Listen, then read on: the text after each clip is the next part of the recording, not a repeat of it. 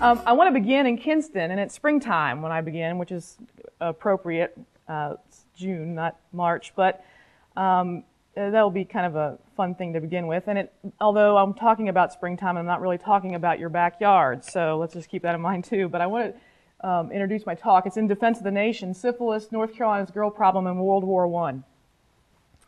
The fragrant scent of honeysuckle mingled with the heavy smell of stale, empty liquor bottles to produce a malodorous blend of the sweet and foul. It was June 1919 in Kinston, North Carolina.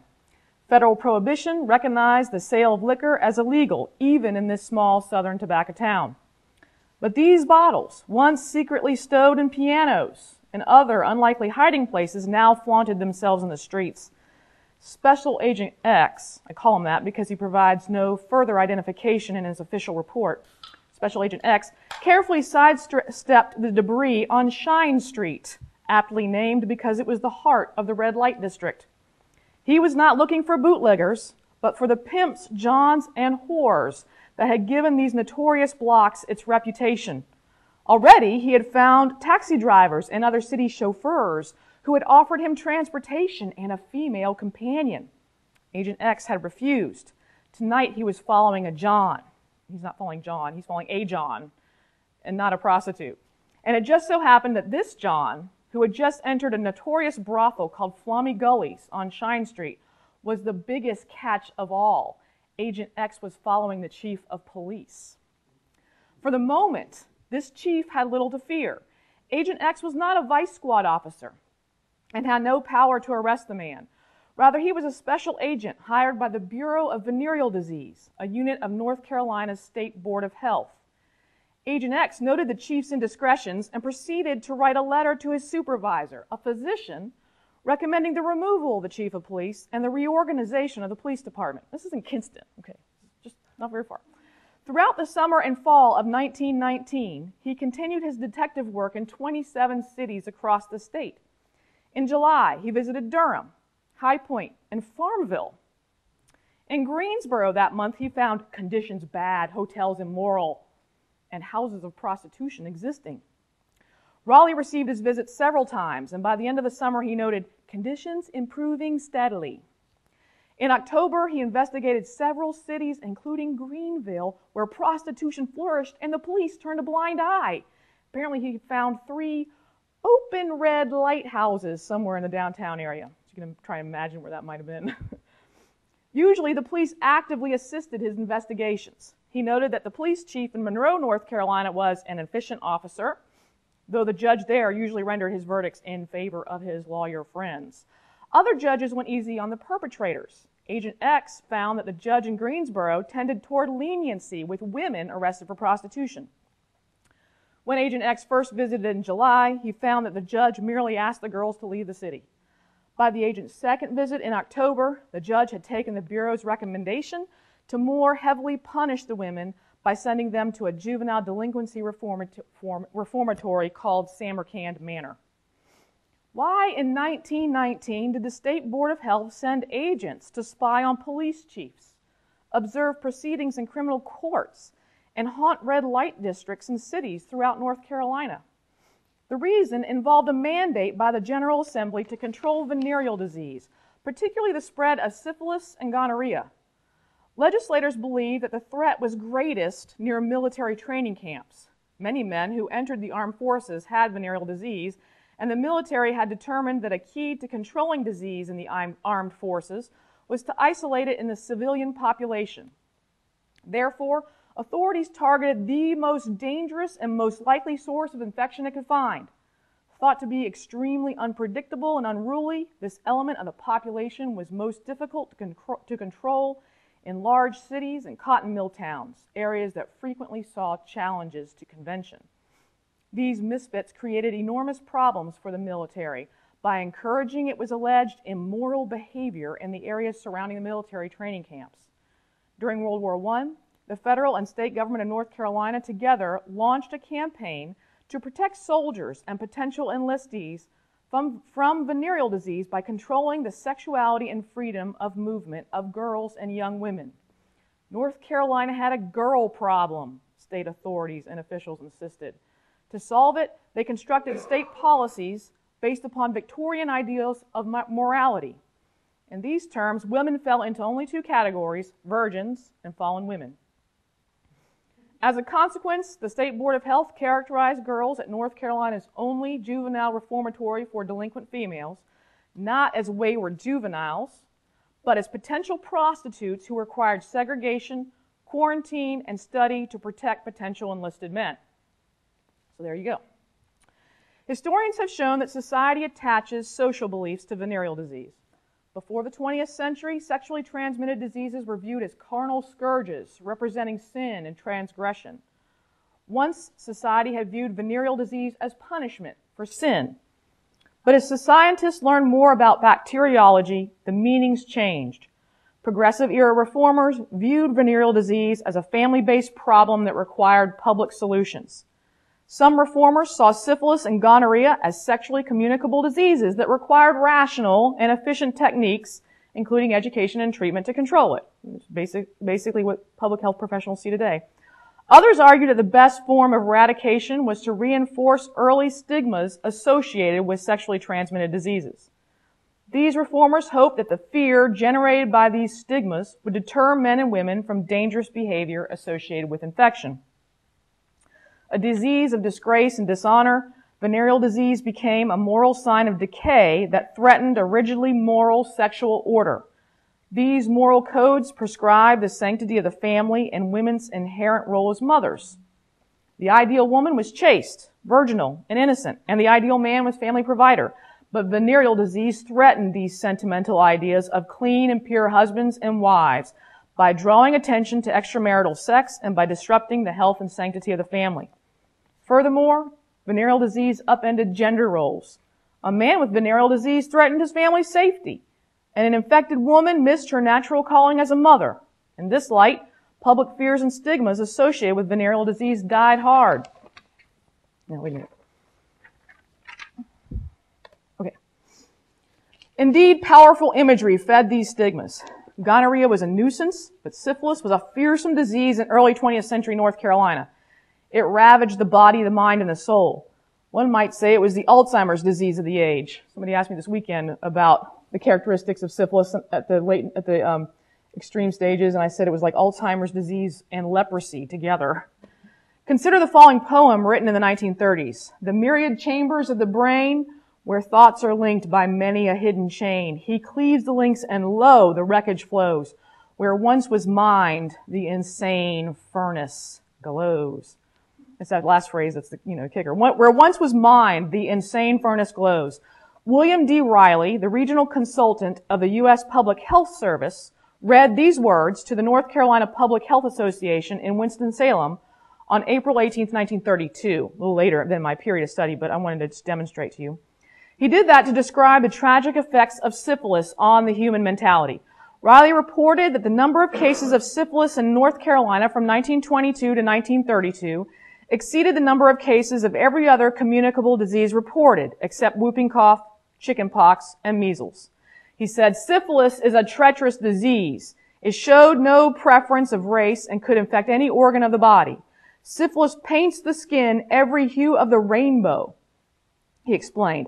It enters the mouth and makes of it a charnel house. It bestrides the face and makes a saddle of the nose. It leaps upon the scalp and, snatching here and there, brings sad wreckage to woman's crowning glory. It touches the sparkling eye of youth and leaves in lieu thereof a stupid stare. It plays with the mechanism of the brain and turns a brilliant man into a simpering idiot. It crowds our institutions for the insane to overflowing with defective men and women who might otherwise be engaged in gainful occupation instead of a charge upon society. These are his words. Evolution had bestowed syphilis with the virtues of stealth and impartiality. Riley also noted, a person whose primary infection was so trivial as to pass unnoticed or be forgotten may enjoy good health for many years, and then, without apparent cause, he begins to notice that his feet behave curiously. He has difficulty with his locomotion. Lancing pains shoot through his body. Riley also explained the mental degeneration that followed infection, a decline that he attributed to the victim's confused association of class standing. Or he may suddenly begin to have grandiose ideas. If he is poor, he thinks himself rich. If he is rich, he may begin to make deals and dissipate his fortune in a short time. What has happened to disturb the smooth current of his life? The treacherous germ of syphilis, lying dormant for years, has begun to stir. Resistance has finally been completely broken down. With a countless host of its progeny, the spirochete assaults the storehouse of nerve energy and lets it run riot, destroying the cells of the brain. Okay, so that's what happens when you get syphilis. At least by the 1932 words of a U.S. public health professional. It is hard to dispute the medical and public health threat posed by syphilis, but public perceptions of it as a threat to society waxed and waned. When Riley delivered his speech in 1932, what I just read to you, the nation was in the throes of depression. The principal concern about syphilis was its economic impact, or, as Riley put it, the enormous human wreckage and monetary waste caused by the disease. One person insane from syphilis, Riley said, represents a net loss of $20,000 in earning capacity and a maintenance cost of $4,000 if as few as 10% of the nation's 400,000 insane were infected. Then the estimated cost to the U.S. would be $980 million. So it's obvious here. In the 1930s, it was in the best economic interest of the nation to control the spread of syphilis. Different historical circumstances prevailed in 1919. The nation had just emerged from war. Not surprisingly, military concerns predominated over economic ones. More specifically, physicians and legislators feared the high incidence of venereal disease within the nation's population of fighting-age men. That year, Dr. James A. Kiger, director of the State Board of Health, urged the North Carolina General Assembly to join a nationwide campaign against venereal disease because, quote, in the Army, the physical effects of the venereal diseases were more disastrous than wounds received in battle. Army doctors had examined 10 million men. American citizens drawn indiscriminately from all social strata, he said. Each man stripped and succumbed to a thorough examination. The amount of venereal disease that was found was simply astounding, Kiger reported. Over 80,000 cases of VD were recorded in the Army between September 1917 and June 1918. Incidences of VD were highest in newly enlisted men. 85% of the incidences came from the civilian population, and only 15% were contracted after enlistment. Army officials insisted that venereal disease kept more men from the trenches in Europe than battle wounds. Venereal disease, chiefly syphilis and gonorrhea, presented such a problem that officers fantasized about how to be rid of it. Kiger even quoted to legislators the words of the Surgeon General of the United States Army, who had concocted his own fantasy about the eradication of VD. And he said if the medical department of the Army had a choice presented to it, say if some man came with a wand and it was demonstrated that with this wand every wounded man could be gotten back into the line of duty at the end of the second day with his wound cured, and another course were presented by which all venereal diseases could be eradicated from the Army, and our choice were given, I think there'd be very little hesitation on the part of our department in choosing the eradication of venereal disease. Okay, yeah, I don't quite get all the man-fairy imagery raised in this, but it's clear that Army doctors considered these parasitic diseases debilitating and very difficult to treat. Based upon these concerns, Congress passed the Chamberlain-Cahn Act on July 9, 1918. The act created the Interdepartmental Social Hygiene Board and provided the board funds to distribute to the states for the purpose of controlling the spread of venereal disease. Congress intended the act to protect the, quote, manpower, unquote, of the United States by protecting soldiers from diseased civilians. In its manual, the board regarded prostitutes, and it said both male and female, as a national liability and blamed them for the spread of venereal disease. Every soldier with venereal disease, the Army concluded, had contracted his infection from a civilian source. Thus, the national government was obliged to help the states prevent, treat, and control such infections. The act specifically empowered the Secretary of War and the Secretary of the Navy to assist states in identifying, isolating, quarantining, treating, and institutionalizing any civilian who presented a threat to the armed forces. And just a little note, the Secretary of the Navy at the time was a man named Josephus Daniels, who had once been the editor of the News and Observer. Although the Chamberlain-Cahn Act did not specifically single out women as the objects of control, Other documents, such as the manual for various agents of the board, this is a manual by the Social Hygiene Board, discussed at length the problem of delinquent women and girls, or camp girls is what they were called, who settled near military training camps throughout the nation. To manage these women, the War Department had begun to create detention houses and detention hospitals, where all women and girls, except the hardened cases, and that's their phrasing, where all women and girls who are arrested may be held while awaiting trial to be studied and treated medically. An act of Congress passed that year made it a crime to prostitute within a 5-mile zone of the training camps. I think it was already a crime to prostitute, period, but I guess the federal government had to pass a law to say that too. Conviction brought a $1,000 fine or imprisonment for 1 year. President Wilson earmarked funds for reformatories for the custody and rehabilitation of girls and women, quote, who proved to be a menace to the health and morals of the men in training. Some authorities briefly considered an idea, I'm not kidding, they briefly considered an idea to build concentration camp-style detention centers in the 4 quadrants of the nation for the women, but abandoned the idea due to practical difficulties of execution. That's what they said, practical difficulties. Finally, the board concluded that a national system of reformatories was prohibitively expensive and settled on a plan to aid the states to build their own reformatories and industrial schools of their own. And here are just a couple of posters that show the urgency of eradicating venereal disease in terms of the World War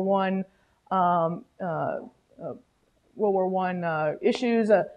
This one right here is actually a soldier who's being presented with an offer by a prostitute. She's supposed to be a prostitute.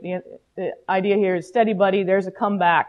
If you sleep with her, something's going to happen. She's not as innocent as she looks. In 1919, State Board of Health reports and letters indicate the venereal diseases raged throughout North Carolina.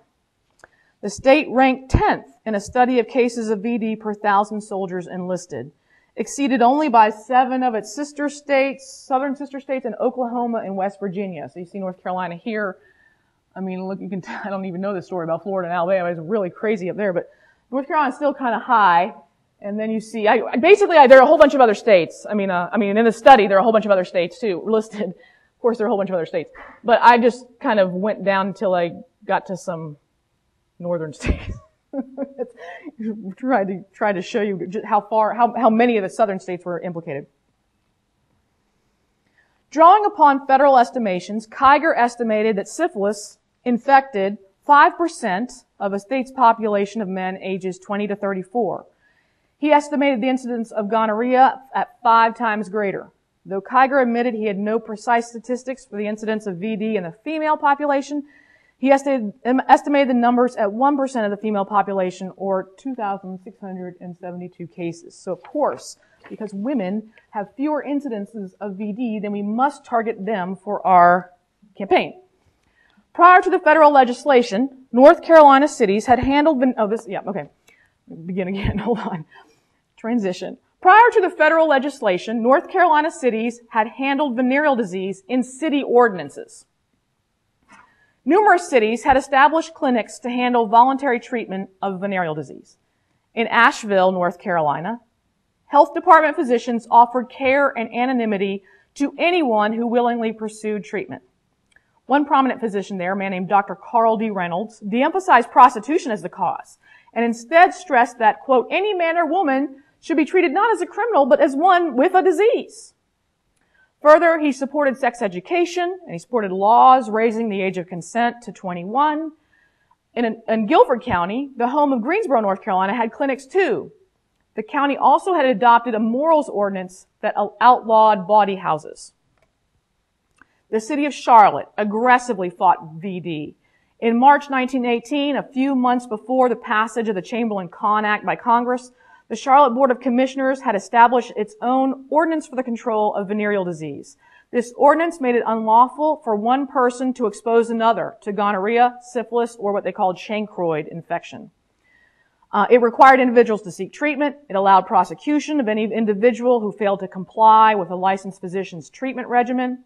The ordinance further empowered the health officer to quarantine known infected persons and placard their residences to announce the presence of the disease.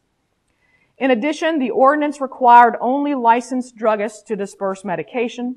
Druggists were also to keep records of the date of sale, kind, and quantity of medicine sold, and the name and address of the person making the purchase. All inmates of the city jail could be examined. Finally, the ordinance made it unlawful for any person in the infective stage to handle public drinking glasses or vessels or to work in any place where food or drink was handled. With this ordinance, the city of Charlotte intended to find all cases of venereal disease, identify them, and control the danger of infection to the public regardless of the sex of the infected person. For example, the ordinance made it unlawful for anyone to spread the infection to another person. Further, it required prosecution of anyone who failed to comply, and it required the health officer to quarantine. It is not possible to fully examine the use of the ordinance in terms of gender because the state law superseded it 1 year later. So this is 1918. The state law came in and superseded it in 1919. However, the ordinance had teeth, and according to its wording, would have required the city to control infection not only by prostitutes, but also by the married Johns and potential enlisted soldiers that might have spread the infection themselves. Local concern about venereal disease was really rather new. The public health laws of 1911 and 1913 that allowed communities to control and police epidemics and quarantine the sick listed numerous contagious diseases, including whooping cough, smallpox, dysentery, and influenza, but made no mention of venereal disease. Cities' interest in adding venereal disease to the list of controllable contagions reflected both progressive impulses of rational and scientific attitudes toward public health and social order, and scientific advances of the early 20th century in combating the disease. Though syphilis and gonorrhea were sexually transmitted contagions and thus a different sort of public health menace than airborne disease, cities applied similar regulations for reporting, isolating, and quarantining the sick. Cities fought venereal disease in much the same way as they battled other infectious disease epidemics in their communities. When Spanish influenza struck North Carolina in 1918, local city and health officials mobilized to warn their communities. Depending upon the severity of the epidemic, they employed a wide spectrum of tactics, including quarantine, temporary restrictions, fines, and awareness campaigns. One community required reports of every influenza case and further prohibited social or business visits between families, except when such person or family is in distress or need due to sickness or other affliction. In other words, you couldn't go from house to house unless you had a health reason for doing it.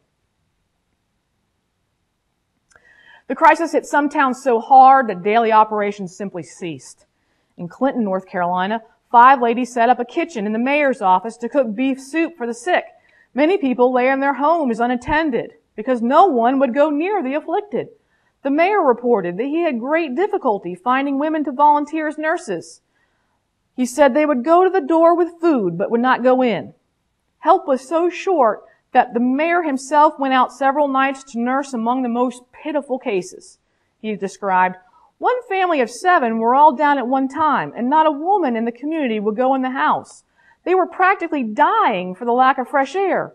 I found every window closed, and there were 7 people in the room. I threw the windows up and made them get into other beds, did the best I could for them." Apparently his heroic efforts inspired people to help. At the time of his report in October in 1918, 20 women volunteers were carrying food and medicine to the sick in Clinton. Local health departments employed vigorous educational campaigns where epidemics raged. One official in Davidson County reported a severe outbreak of as many as 200 cases of influenza, including 1 death and others desperately ill. Towns there took matters into their own hands. Lexington and Thomasville abolished the common drinking cup and towel. Finally. When that did not work, health officers mounted a community educational campaign. The Boy Scouts and other volunteers distributed placards and posters on how to care for the sick, and the county health department held 4-minute talks at all public gathering places. Everyone, physicians, teachers, and mill owners, enlisted in the battle. No matter was too small. One letter to school teachers reminded them to be especially vigilant. Teachers should send home any child or fellow colleague that exhibited symptoms. Students who had sick family members could not attend school until 5 days after the patient's recovery. Some of the prohibitions likely were very impossible to enforce. One instructed teachers to prohibit students from using each other's pencils, and another banned students from spitting, quote, in the schoolroom or on the grounds, and urged them not to spit anywhere else, either use their handkerchief for the purpose or swallow the spittle, unquote. Trying to imagine the nurse who wrote that up. During the crisis, the state health department served chiefly as an advisory board to panicked officials. You want to know what the state did? Pretty much nothing. They were just an advisory board to panicked officials across the state, but communities wanted more. Some requested temporary services of a nurse or doctor for the afflicted. When requests moved beyond mere advice, the Board of Health Secretary usually responded that they had no more resources, that the resources were spent. On October 19, 1918, Rankin wrote that he endorsed the mayor's efforts in Clinton in responding to the crisis.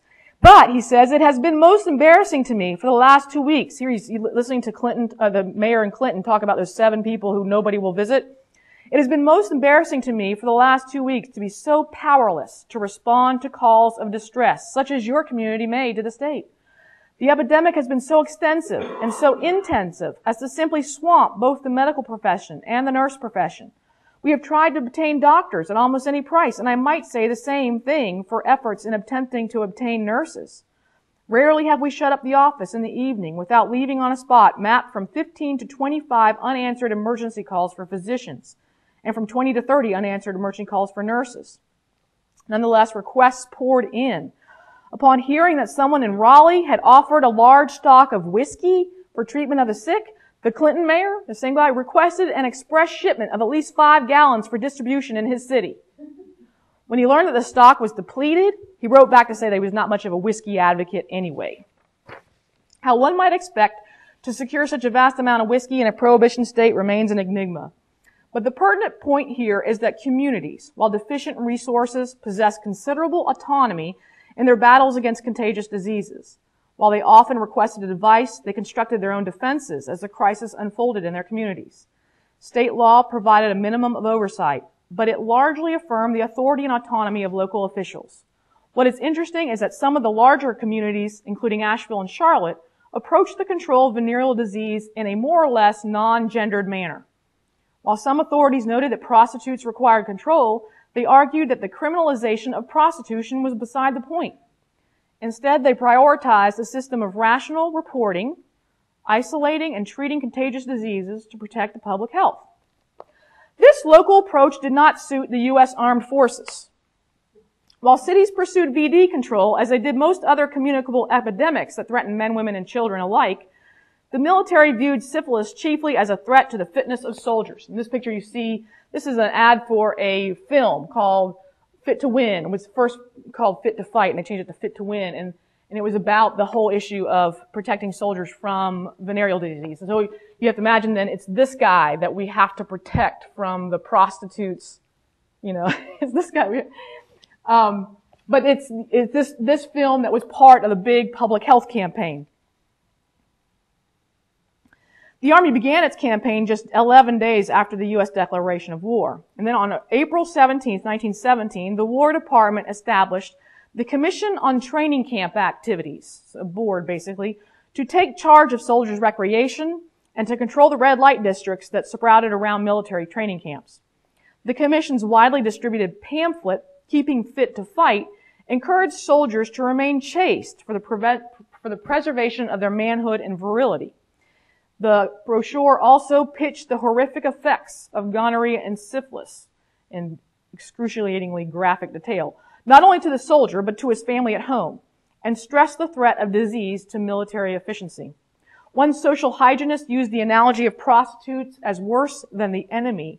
He said, "It is generally recognized that a bad and diseased woman can do more harm than any German fleet of airplanes that has yet passed over London. One woman of such character as effectually destroys a soldier as a German gun would, and more so.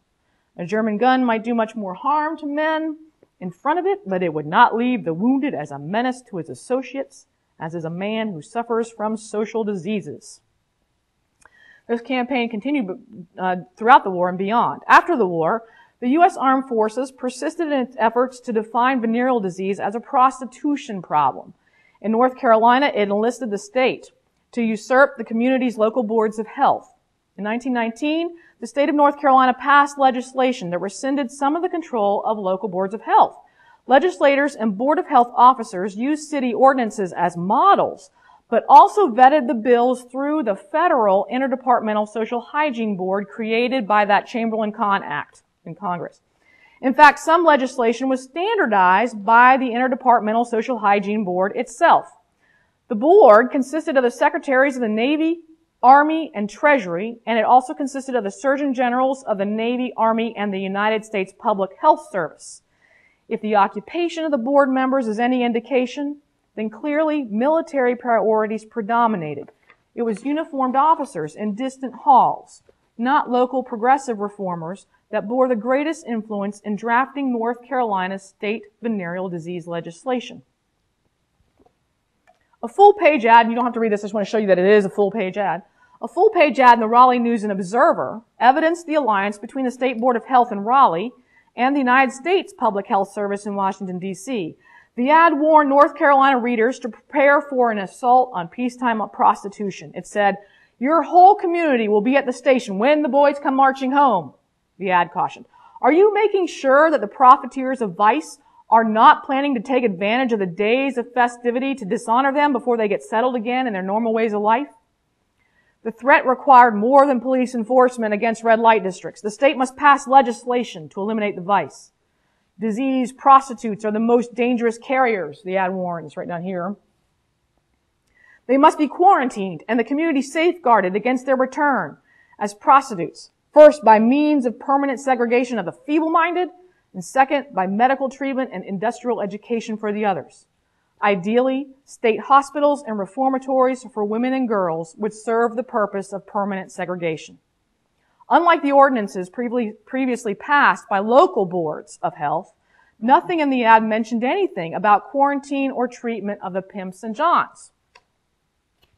In 1919, the General Assembly passed its first significant legislation against prostitution and control of venereal disease.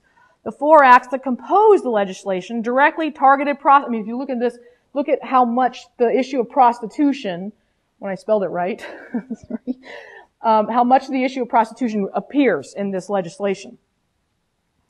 And it required no significant oversight of the men who frequented them.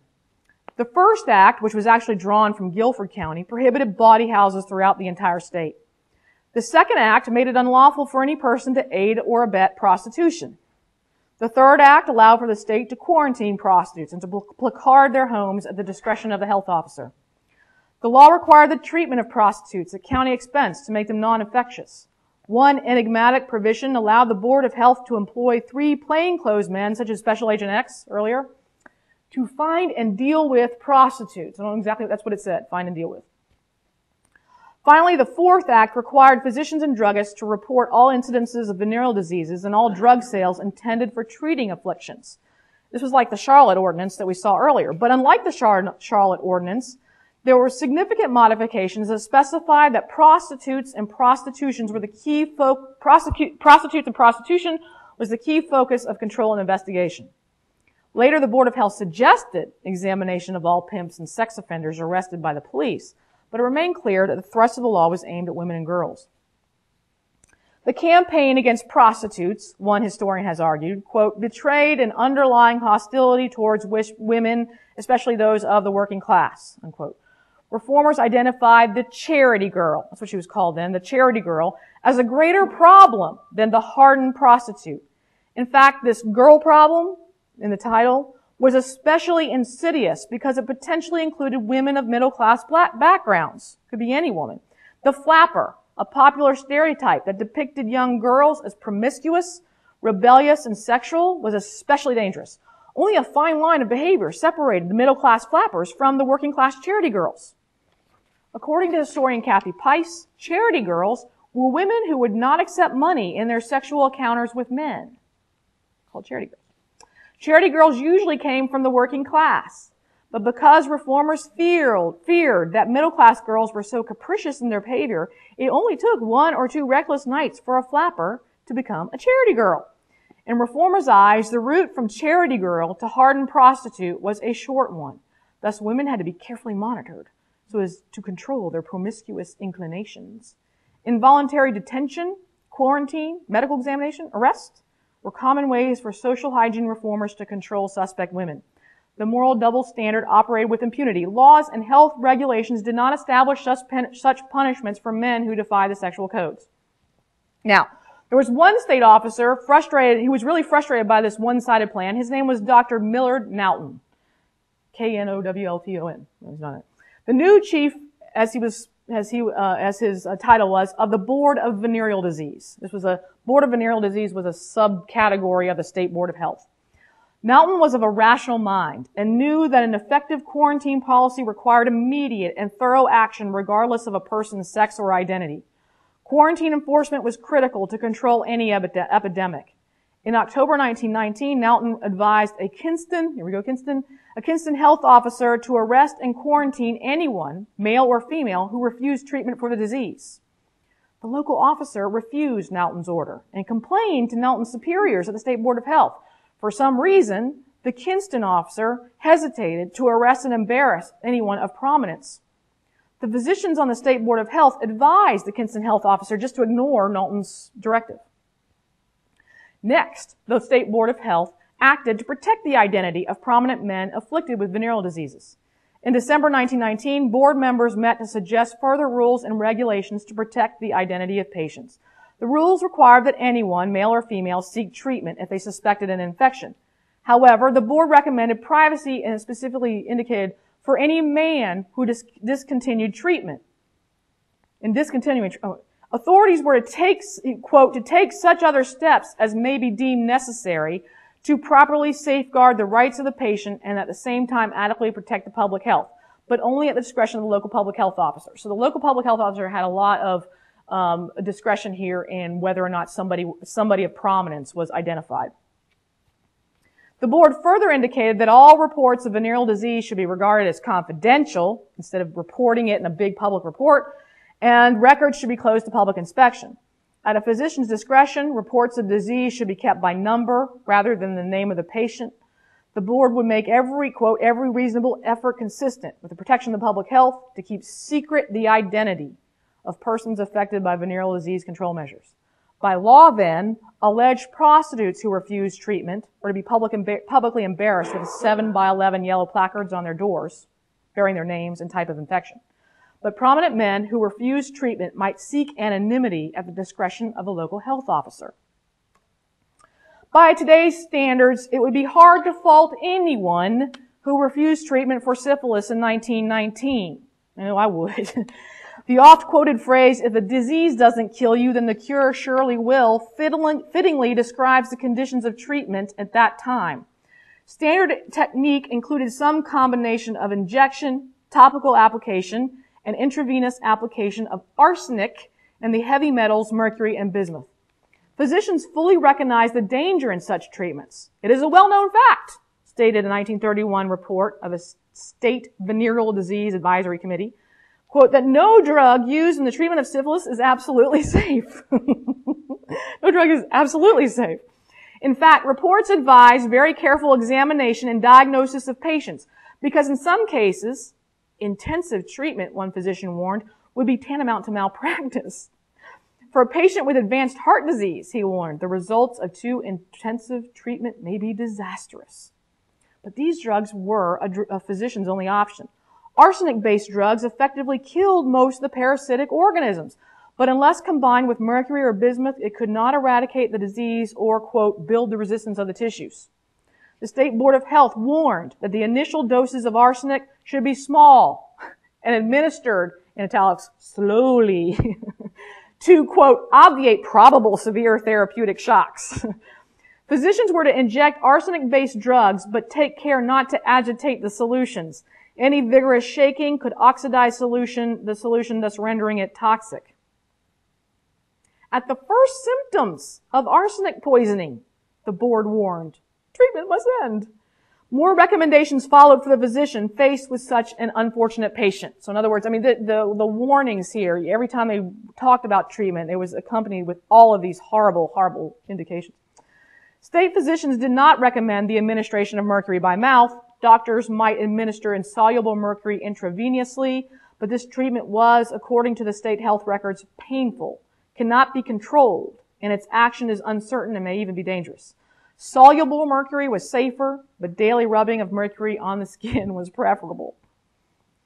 The State Board of Health warned doctors to follow. It's really no wonder people would refuse treatment. I mean, The State Board of Health warned doctors to follow very careful dosage instructions because this form of treatment, state health records vaguely warned, quote, the treatment, the board warns, quote, carries with it the danger of betrayal of the patient. In addition, the advisory board recommended injunctions of bismuth and mercury with a medium-length needle to penetrate the muscle. Above all, physicians should take care to avoid injection into any vein because, quote, even small amounts of certain bismuth preparation intravenously may be fatal, and any oily solution intravenously gives rise to the danger of embolism. Thus, syphilis treatment required intensive scrutiny and careful supervision of patients, not only to render them non-infectious, but also to prevent poisoning, or, in the words of the advisory committee, betrayal of the patient. And what I've got here are the methods of 1919, which are drawn from the 1931 technique. They were using the same, 1919, 1931, they were using the same treatment. 2010, this is from a nursing text that a very good friend of mine has provided me with. So you can see the very great difference. Thus, the state preferred controlled examination, isolation, and quarantine of patients. So treatment is not going to be very effective. You're going to want to just quarantine and segregate everybody, at least by this virtue of these problems. But these conditions proved no easy matter. So the state drew upon the Chamberlain-Cahn Act for help. In 1919 and 1920, the Interdepartmental Social Hygiene Board directed funds to a state reformatory called Samarkand Manor. Samarkand was a state juvenile delinquency institution for white girls, and it badly needed money to remain solvent. The Samarkand superintendent submitted applications at least twice to the federal board. The January 1920 application stated that of 146 inmates, the average number infected with venereal disease was 109. I really believe that number is likely inflated because other records indicate that usually no more than 30% of the girls were infected. Furthermore, the application named the nearby military camps, one being Camp Bragg, 30 miles away. As a result, the federal board appropriated to Samarkand $10,000 in 1919 and $20,000 in 1920 with strict instructions that the funds be used specifically, quote, for the care of civilian persons whose detention, isolation, quarantine, or commitment to institutions has been found necessary for the protection of the armed military naval forces of the United States. By the spring of 1920, the strict mandate tied to the national funding had begun to conflict with the institution's primary mission, which was to serve as a correctional center for juveniles ages 9 through 16. Most of the girls were young children, the key population target of the institution. Sentences were indeterminate, but by law were not to exceed 3 years. Many were committed by parents and community authorities for minor, these are not prostitutes in other words. Some were orphans with no criminal record, but possessed a family history of ne'er-do-wells. Others were infected with venereal disease. The campus housed an infirmary staffed by a male physician and a woman nurse. The institution provided dorm living, education, and vocational training to set the girls straight and ultimately to send them back into their communities. Older girls and young women were not among the target population. But after the federal government began its appropriations in 1919, older girls and young women were sent to the institution. Special Agent X, in his report, noted several women, alleged prostitutes, who were sent to Samarkand from Greensboro, Rockingham, Rocky Mount, and Winston-Salem in late 1919. In January of 1920, the Commissioner of the Board of Welfare, R.F. Beasley, admonished the Samarkand authorities for turning away a girl because she was over 16. Apparently, the girl's parents and the local court authorities wanted her committed due to her waywardness, vagrancy, and lewd conduct. In his letter to a Samarkand board member, Commissioner Beasley advised that the superintendent devise other reasoning for refusing admittance to older girls and women while the federal government sent funding. In fact, Beasley asserted this help is predicated rather upon the idea of the isolation of the very type of woman that you have just refused entrance. Samarkand Manor, a juvenile delinquency institution, had also become a reformatory for prostitutes as well. The history of the sources of venereal disease infections at Samarkand Manor is a story for another day, but suffice it to say that the Chamberlain-Cahn funding produced conflicting messages about the purpose of the institution and the composition of its inmates that resonated for years. 1919 marked North Carolina's first legislation on venereal disease. Thanks to federal initiatives, the legislation departed from earlier city ordinances by treating the disease as largely a product of prostitution. Instead of viewing venereal disease as a widespread community epidemic that threatened every household, the state tied it to the moral issue of prostitution, thus complicating eradication.